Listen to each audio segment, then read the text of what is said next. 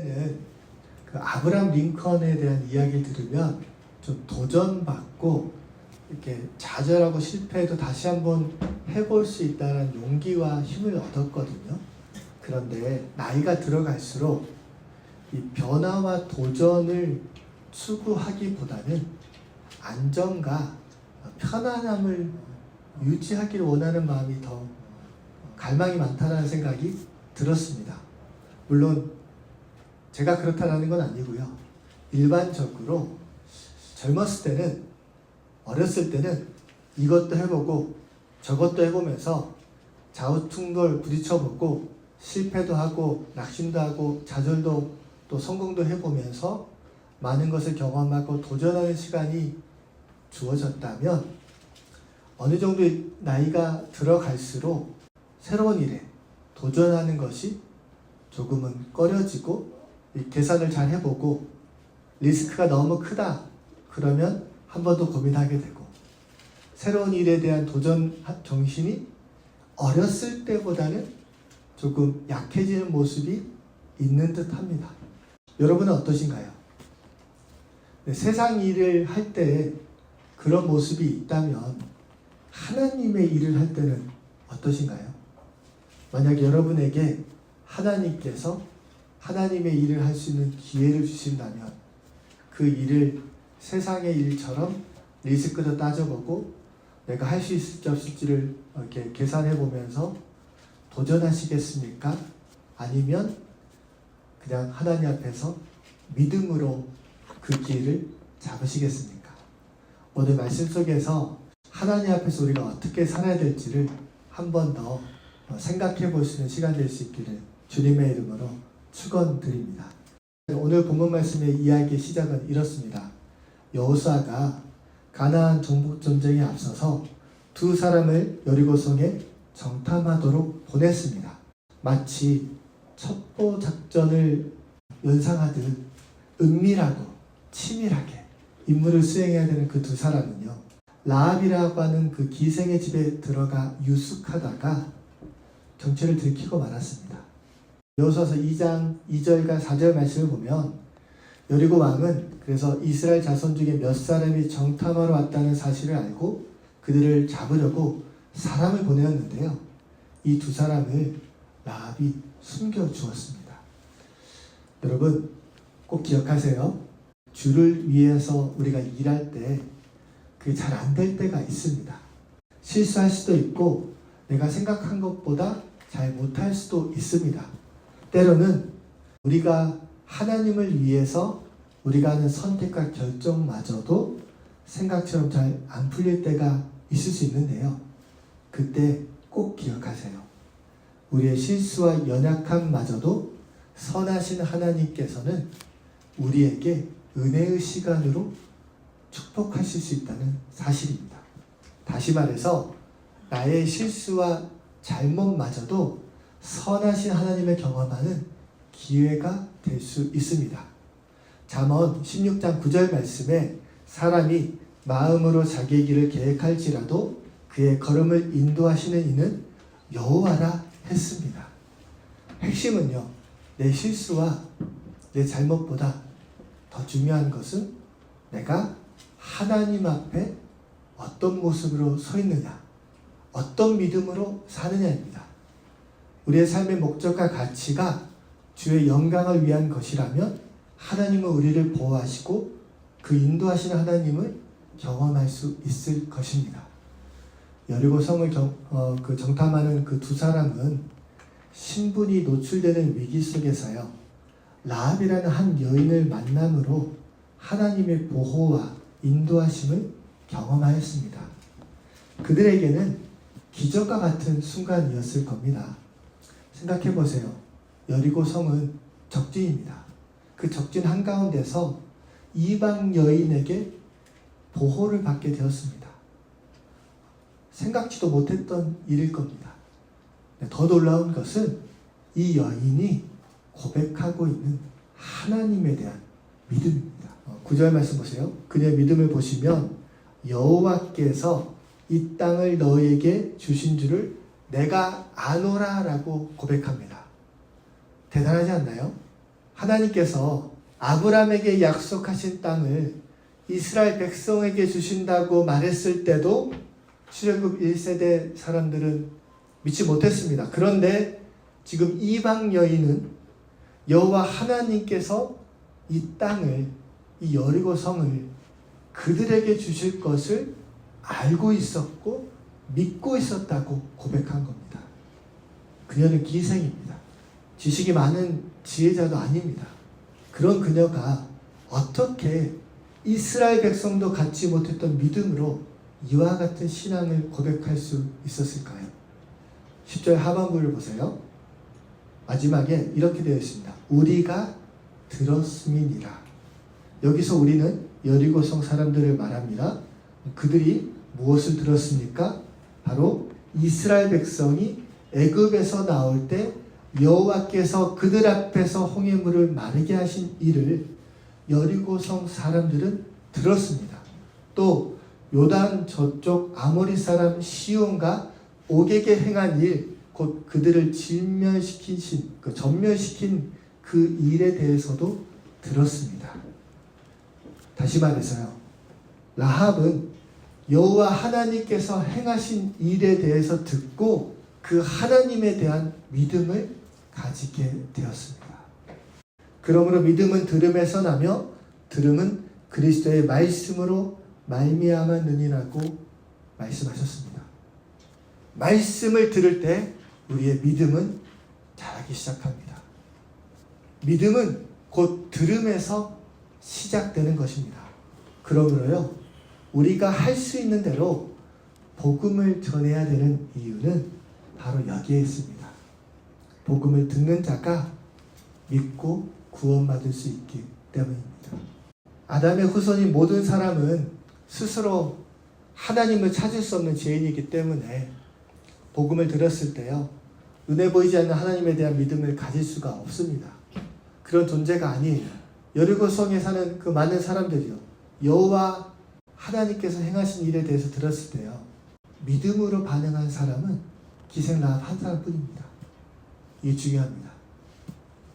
다시요, 한 번 더 설명드릴게요. 아담의 후손인 모든 사람은 스스로 하나님을 찾을 수 없는 죄인입니다.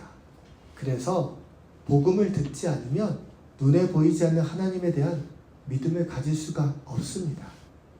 또 한 가지 분명한 사실은 여리고성에 있는 많은 사람들이 여호와 하나님께서 행하신 일에 대해서 들었습니다. 그런데 믿음으로 반응한 사람은 기생 라합입니다. 복음 전에도 믿음으로 반응하시는 사람은 우리가 생각한 것보다 많지 않을 수 있다는 겁니다. 그래서 몇 번 전도해 보면 반응이 없으니까 쉽게 포기하지 않습니까? 제가 만난 사람들만 보아도요, 정확한 복음을 전해도 사람들의 생각보다 복음에 대해서 관심이 없었고 잘 듣지도 않았습니다. 그럼에도 불구하고 전도할 때 우리 기준으로, 나의 생각으로 그들을 판단해서는 안 됩니다. 저 사람은 절대 안 될 거야. 몇 번 얘기해도 듣질 않으니까 어쩔 수 없어. 이런 마음으로 우리 스스로가 재판장이 되지는 말아야 합니다. 왜냐하면 갈라디아서 6장 9절 말씀에 우리가 선을 행하되 낙심하지 말라고 했습니다. 포기하지 않으면 때가 이럴 때 반드시 거두기 때문입니다. 복음 전하는 거 선한 일이지 않습니까? 가장 귀하고 선한 일입니다. 그 일을 할 때 열매가 눈에 보이지 않는다고 포기하지 않으면, 낙심하지 않으면 반드시 하나님의 때에 열매를 거두게 하신다는 말씀을 믿으시기 바랍니다. 아멘. 기대치를 낮추고요, 기회가 될 때마다 영혼 구원을 위해서 복음 전할 수 있기를 주님의 이름으로 축원드립니다. 아멘. 하나님의 뜻에 따라서 반드시 택한 자녀들 구원받게 될 것을 저는 믿습니다. 오늘 예배할 때 제가 이랬어요. 하나님, 우리 성도님들에게 은혜를 풀어주시고 예배 가운데 하나님의 축복을 누리게 하여 주옵소서. 그리고 새 가족도 보내주셔서 함께 은혜를 누리게 하여 주옵소서. 근데 세 가지가 안 왔어요. 이렇게 기도했어요. 하나님, 이번 주 안 왔으니까 다음 주에 꼭 보내주시옵소서. 다음 주도 안 왔어요. 그러면 이번 주도 안 왔으니까 다음 주에도 꼭 보내주시옵소서. 이와 같은 마음으로 살려고 합니다. 여러분의 마음과 생각이 선을 행하되 포기하지 말고 낙심하지 않으면 하나님의 때에 반드시 열매를 거둘 것을 믿으시기 바랍니다.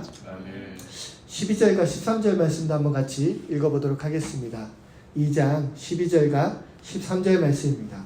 그러므로 이제 정하노니 내가 너희를 선대할은즉 너희도 내 아버지의 집을 선대하도록 여호와로 내게 맹세하고 내게 증표를 내라. 그리고 나의 부모와 나의 남녀 형제와 그들에게 속한 모든 사람을 살려주어 우리 목숨을 죽음에서 건져내라. 라합의 입장에서 만에 하나라도 이스라엘 정탐꾼을 숨겨줬던 사실이 발각되면 큰 화를 입게 될 겁니다. 불보듯 뻔한 일이잖아요. 그런 위험을 무릅쓰고 하나님에 대한 믿음으로 라합은 그들을 보호하였고 이제 라합은 보호받기를 요청한 겁니다.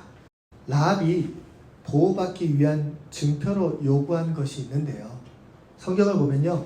사람과 사람 사이에 약속에 대한 증거와 증표를 요구하는 경우가 몇 번 있었습니다. 대표적인 예시가 아브람과 아비멜렉 그리고 야곱과 라반의 경우가 그와 같습니다. 흥미로운 점은 하나님께서도 사람과 약속을 하실 때 이와 같은 증거나 증표 혹은 징조를 보이시거나 말씀하신 경우가 있었습니다.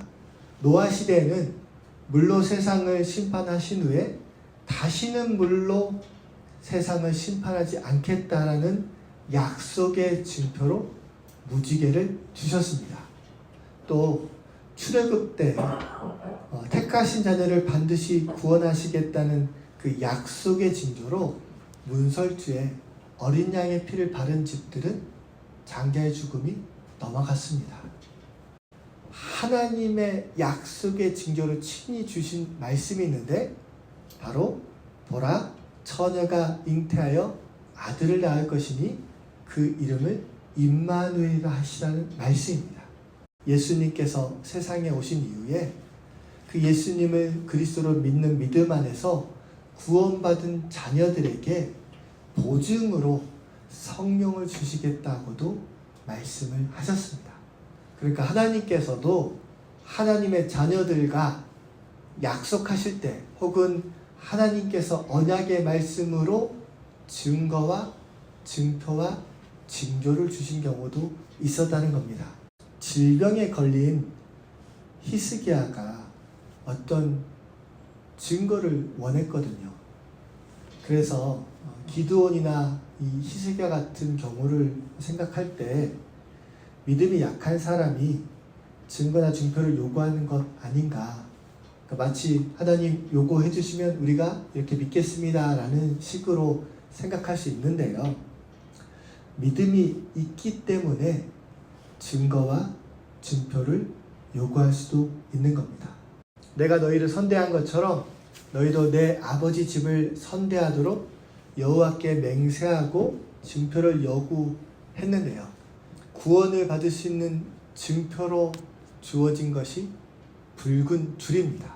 하나님께서 여리고성을 진멸하실 때요.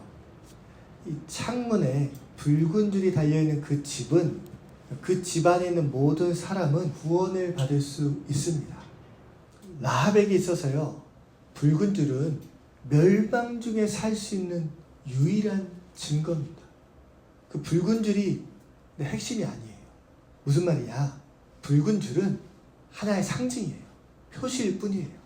핵심은 여호와 하나님께서 여리고성을 멸망시키더라도 이 붉은 줄을 창문에 매달아 놓으면 그 집안에 있는 모든 사람은 구원받을 수 있다는 믿음이. 라합은요. 하나님에 대한 믿음으로 창문에 붉은 줄을 메어 두었습니다. 그녀가 요구한 증거는 하나님에 대한 믿음을 얘기하는 거예요. 여러분 믿음이 무엇입니까? 믿음은 바라는 것들의 실상이요 보이지 않는 것들의 증거입니다. 바라는 것은 현재 내 손에 없다는 뜻이고 보이지 않는 것들은 내 눈에 보이는 실체가 없다는 의미입니다. 그러므로 현재 눈에 보이지 않고 손에 잡히지 않는 것을 믿는 것이 믿음입니다. 붉은 줄을 믿는 게 아니에요. 눈에 보이는 붉은 줄을 믿은 것이 아니라 그 붉은 줄이 상징하는 현재 눈에 보이지 않지만 손에 잡히지 않지만 여호와 하나님께서 이 붉은 줄이 있으면 이 붉은 줄이 있는 그 집에 있는 모든 사람은 여리고가 멸망하는 가운데서도 생명을 보존할 수 있을 것이라는 믿음을 보여주는 겁니다. 그 믿음으로요 노아는 방주를 만들었고 방주 안에 있는 모든 생명은 구원을 받았습니다. 애굽에서 처음 난 모든 생명이 죽는다고 하나님께서 말씀하셨을 때 믿음으로 어린 양 피를 문설주에 바른 집은 죽음의 그림자가 넘어갔습니다. 마찬가지로요 믿음으로 창문에 붉은 줄을 메어둔 라합의 집에 거하는 모든 사람은 여리고 성이 멸망당하는 중에 구원을 받게 되었습니다. 라합이 구원받을 수 있다는 믿음의 증거를 받은 것이 붉은 줄이라면요 하나님께서 우리를 죄에서 구원하시겠다는 증거로 주신 것이 십자가입니다. 십자가는 예수님의 죽음과 부활을 상징합니다. 하나님께서 모든 사람을 구원하기 위한 대속물로 주신 증거가 십자가에 죽으시고 부활하신 예수님입니다. 그러므로 누구든지 십자가에 죽으시고 다시 살아나신 예수님을 그리스도로 나의 구원자로 믿으면 제사함을 받고 구원의 은혜를 얻게 되는 겁니다. 그런데 이 십자가의 도가 구원을 받는 우리에게는 하나님의 능력이지만 멸망받는 자들에게는 미련한 것처럼 그렇게 보여지는 이유가요. 믿음으로 주어지는 은혜의 선물이기 때문입니다. 여러분께서 구원받은 것 하나님에 대한 믿음의 결과라는 사실을 고백하십니까? 아무리 전해도 아무리 십자가의 은혜를 말해도 세상 사람들이 볼 때는 미련한 것처럼 보이지만 우리는 그 하나님의 은혜 안에서 그 십자가의 도가 하나님의 능력이라는 사실을 믿고 고백하고 있지 않습니까? 그 은혜를 받은 자로서 오늘 이 시간 주님 앞에 예배드리고 있지 않습니까? 천국 가는 그날까지 이 십자가의 은혜를 잊지 않고 살아가는 저와 여러분 되시기를 진심으로 축원드립니다.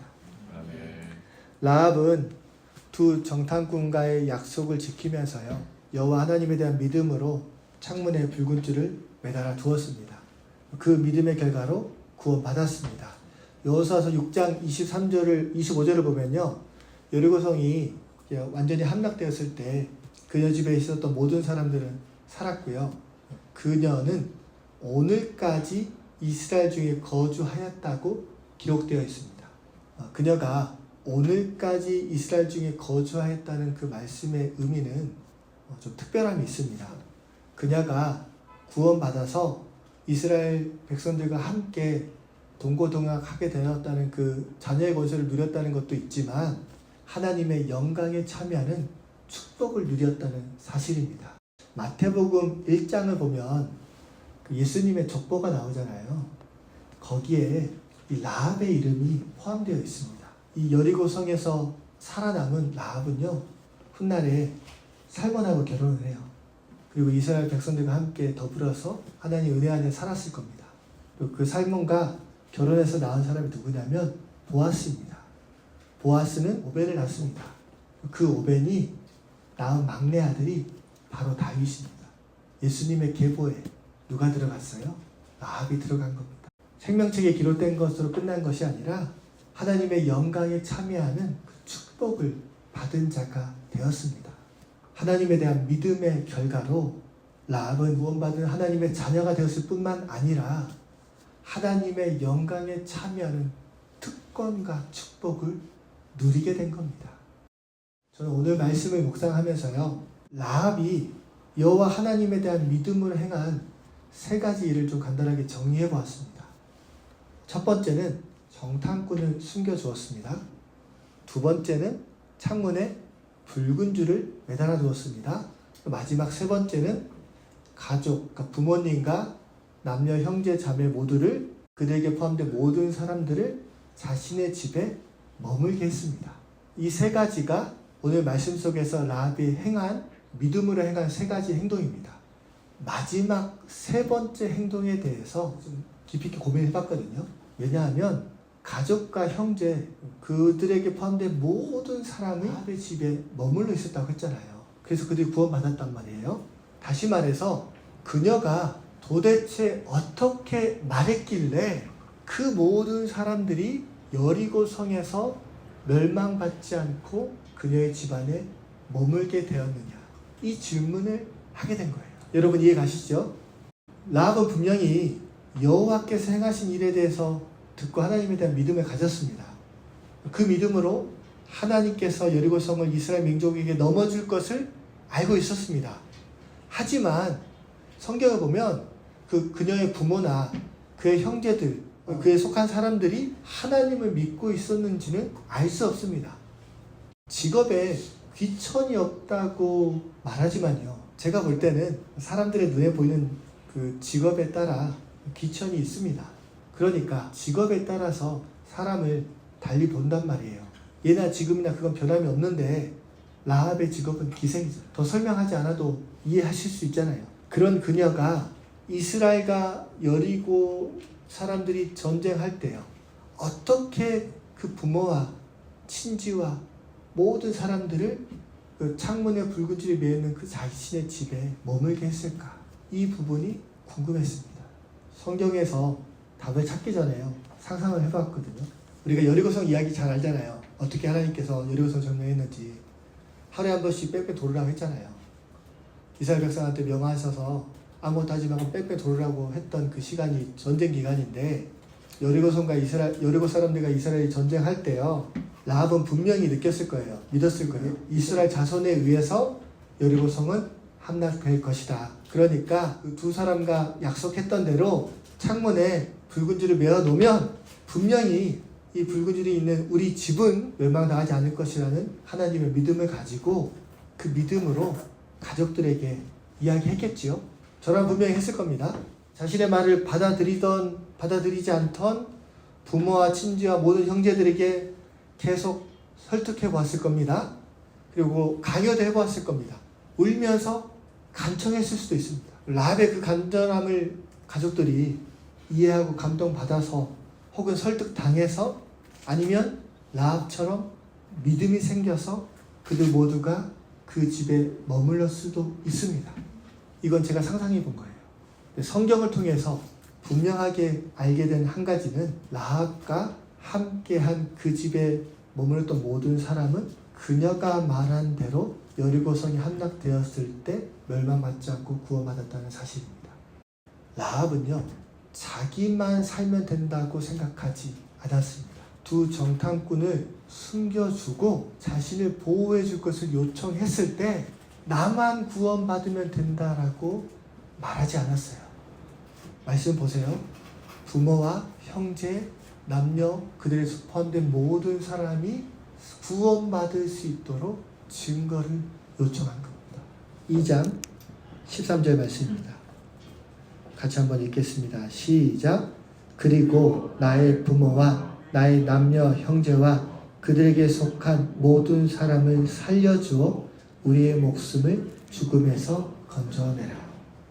하나님에 대한 믿음이 있었던 이 라합은 여리고성이 멸망당하기 전에 자신이 사랑하는 모든 가족들, 그들이 구원받기를 원했고, 정말로 그들을 위해서 어떤 방법을 동원해서라도 자신의 집안에 머물게 하려고 했을 겁니다. 수단과 방법을 가리지 않고 설득을 하던, 강조를 하던, 협박을 하던, 애원을 하던 이 붉은 줄이 매어있는 그 집에 머물도록 했다는 거예요. 우리가 사랑하는 모든 사람이 하나님이 준비하신 구원의 방주에 들어갈 수 있기를 진심으로 축원드립니다.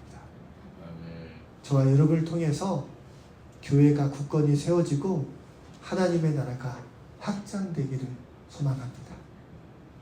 라합과 같은 믿음으로, 그리고 라합과 같은 믿음의 삶을 통해서 그 믿음의 결과로 주어지는 은혜와 축복을 우리 모두가 누릴 수 있기를 진심으로 소망합니다. 건강한 육체도 음식을 먹어야 힘이 나잖아요. 마찬가지로 건강한 영혼도 말씀을 먹지 않으면 힘이 없어지겠다는 생각이 들었어요. 하나님을 위하여 행하는 모든 일들은 영적인 일입니다. 육의 일을 할 때도 잘 먹어야 힘낼 수 있는데, 영의 일을 하는, 영적인 일을 하는 우리가 하나님의 말씀을 등한시하고 예배와 기도 생활이 무너진다면 그 일을 감당할 수 없을 겁니다. 하나님 중심으로 사는 것조차 버거울 수 있습니다. 매일 음식을 먹는 것처럼요, 예배드리는 삶, 말씀 묵상하고 기도하는 생활이 습관처럼 우리 몸에 익숙해질 때, 자연스러운 삶이 될 때요, 이 영적인 일도 감당할 수 있고 믿음의 결과의 축복 또한 누릴 수 있다고 저는 확신합니다. 여러분, 하나님에 대한 믿음을 가지시고 하나님 앞에 예배하는 삶, 기도하는 시간, 말씀 묵상하는 생활이 여러분의 삶의 한 부분이 될 수 있기를 진심으로 축원드립니다. 영적인 근육, 영적인 힘을 예배와 말씀과 기도를 통해서 기르시기 바랍니다.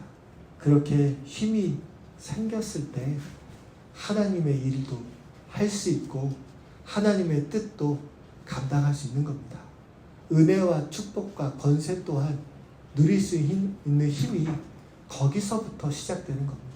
우리의 연약함과 실수마저도 선하고 의로운 길로 이끄시는 그 하나님 아버지를 믿고 의지하시면서요, 믿음으로 반응했던 이 라합과 같은 모습으로 우리가 하나님 앞에 살 수 있기를 진심으로 축원드립니다. 라합 한 사람 때문에 그 집안의 모든 사람이 구원받았습니다. 멸망 중에 생명을 보존받았습니다. 저와 여러분으로 인해서 많은 사람이 구원받기를 원하고 하나님의 자녀가 되는 권세와 축복을 누릴 수 있기를 주님의 이름으로 축원드립니다. 그 일은 영적인 일입니다. 영혼 구원 일, 주님의 나라와 교회를 섬기는 일, 하나님을 위해서 하는 그 모든 일들은 영적인 일입니다. 그 선한 일을 감당하기 위해서는 우리에게 하나님이 주신 은혜와 힘이 있어야 됩니다. 그 은혜와 힘은 예배와 말씀과 기도 생활을 통해서 주어진다는 사실을 믿으신다면 라합과 같은 믿음으로 하나님의 은혜의 역사를 일으키는 귀한 하나님의 사람 될 수 있기를 축복합니다. 여러분이 사랑하는 그 모든 사람들, 여러분이 가슴에 품고 있는 그 모든 사람들이 여러분을 통해서 전해지는 그 복음, 여러분의 삶의 모습을 통해서 하나님 아버지를 만나고 예수님을 구주로 믿는 그 은혜를 누릴 수 있기를 주님의 이름으로 축원드립니다.